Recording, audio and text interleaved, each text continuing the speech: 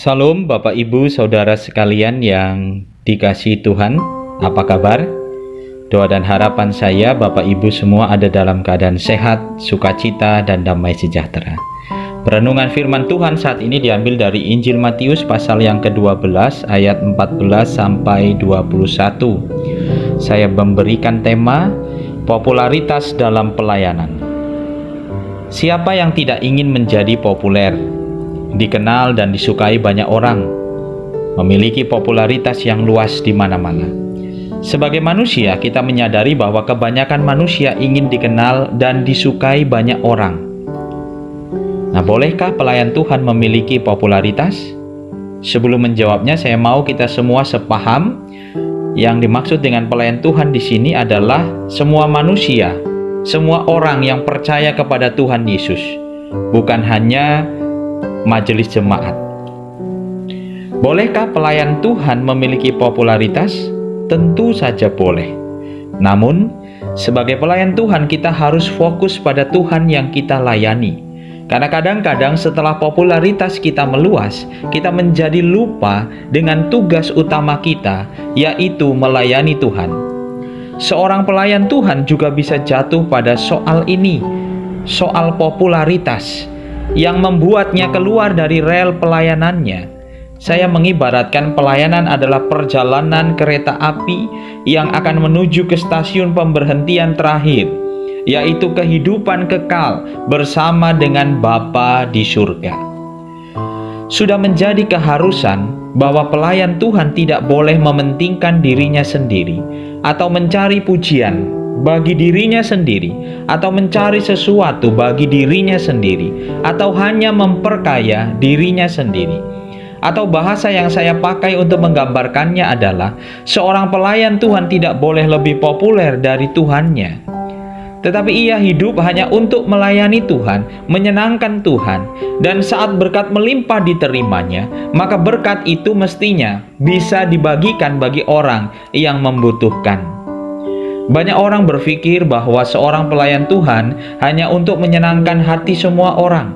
Itu adalah kesalahan besar. Karena seorang pelayan Tuhan yang benar adalah menyenangkan hati Tuhan, bukan menyenangkan hati orang. Dan seringkali tidak dapat menyenangkan semua orang. Soal popularitas dalam pelayanan, kita bisa belajar dari Tuhan Yesus melalui bacaan firman Tuhan saat ini.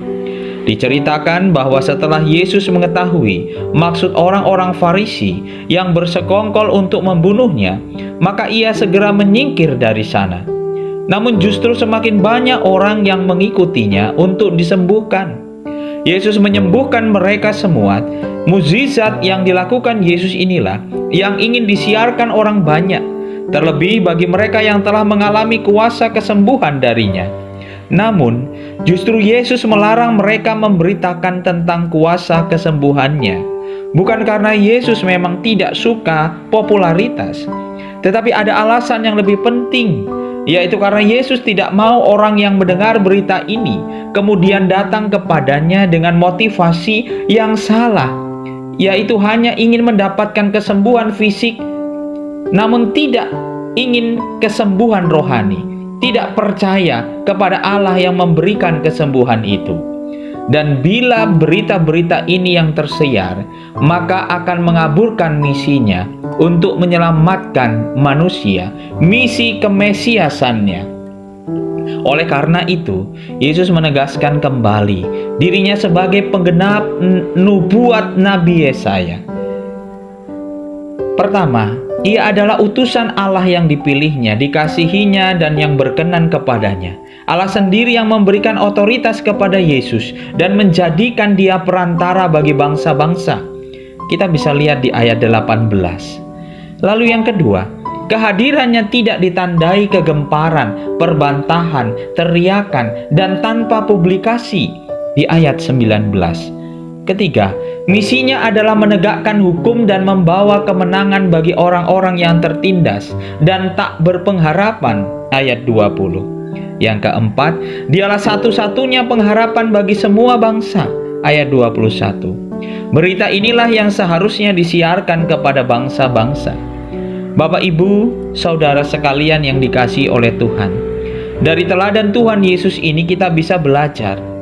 Marilah kita fokus pada tujuan kita, pada misi yang akan kita capai. Ketika popularitas kita menggoda kita untuk keluar dari rel perjalanan pelayanan kita menuju tercapainya visi kita, tentu kita harus kembali ke tujuan awal kita.